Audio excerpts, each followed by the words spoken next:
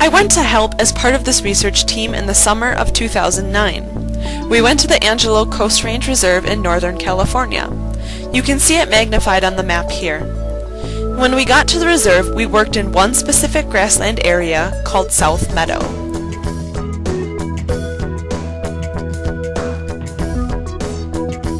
Scientists were involved, including myself. You may think of people that look like this when you hear the word scientist, but you may be surprised because not all scientists wear lab coats, work in laboratories, and hold test tubes. Rather, scientists come in many shapes and forms. On this trip, the field scientists that worked in South Meadow were Dr. Suttle, and this is pretty much his experiment, and then people from UWL. Dr. Thompson, a professor and one of the people that helped set up the experiment, Dr. Gerber, also a professor, Jesse, a student studying biology, and me.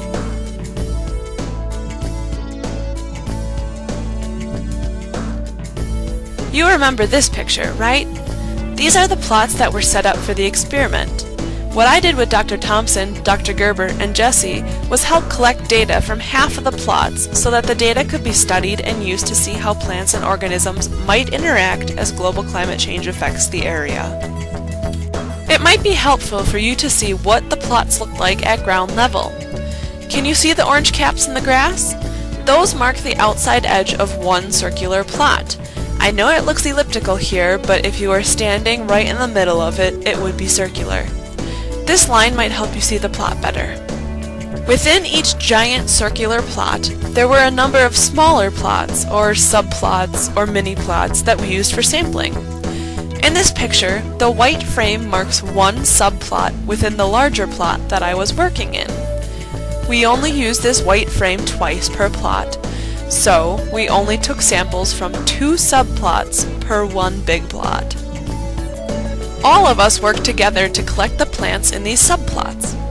To collect the plants, we used scissors to cut out every single plant at ground level within the square frame. Each frame is 1/4 meter on a side. When we were done, the subplot looks something like this. We then put all the plants that we cut into brown paper lunch bags. Each bag was labeled so we didn't forget which plot and subplot the sample came from. After we collected our samples from the plots, we began to sort the materials from each lunch bag. We separated the plants into piles of similar plant species. Each pile of a similar plant represented a separate functional group. Some of the functional groups we had included annual grasses that die every year, perennial grasses that come back every year, and then different kinds of forbs. We had to sort over 30 bags of plant material. After all of the plant samples were sorted into functional groups and placed in paper bags, we put the bags in a drying oven. This machine is just what it sounds like. It dries the water out of the plants by baking them at a specific temperature, just like an oven. All of our little paper bags were put inside a big brown paper bag to save space, as you can see in the picture here. We then measured the weight of each functional group of plants to determine their biomass.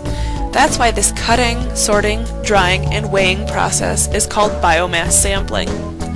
With biomass sampling, we took a look at how much of each type of plant was present in each sampled control and watered plot.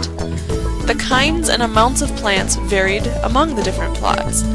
For example, some plots had more annual grasses than others, so the weight of the annual grasses in those plots would be higher than in the other plots that didn't have as many annual grasses. With biomass sampling, we were able to collect some data about the amounts and kinds of plants present in each plot. We could also see if the plots responded to water treatments. If the plants grew more in response to additional water, they would accumulate more biomass and therefore weigh more. This data has been collected year to year and compared to see if any changes occurred as time passed. There are pros and cons to using any kind of experimental design, and in this experiment, biomass sampling is a useful method for tracking changes in plants over time. The only problem is that it requires that we temporarily destroy the subplots when we cut out all of the plants, as you saw earlier. So, each year, you have to sample from a new place in the larger plot. A less destructive method to see what types of plants were present in the plots is called point-frame sampling. Dr. Thompson used a fancy contraption for the sampling method. You can see some wires with yellow flags at the top in this picture. Dr. Thompson would move each of the stakes a specific way, and at a chosen point, she would call out to me which plant was at that point. We did this many times in each plot to get an idea of which types of plants were present. I recorded the names of the plants with a specific shorthand code so that Dr. Thompson could easily input the data into her computer later on. Well, next, the data that we collected needs to be put into data sheets, and this is easiest to do on a computer.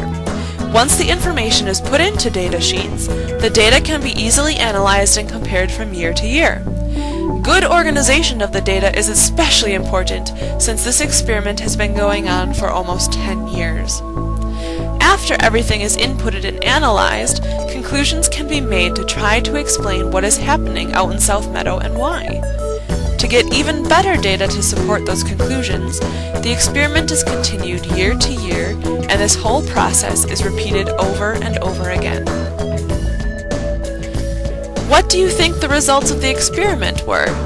Remember, this experiment has been going on for many years, so think about what some of the long-term effects of extra rain might do to the organisms in each plot. Try to think about interactions between plants as well as insects. You can work like a scientist too and test your hypotheses in your own schoolyard.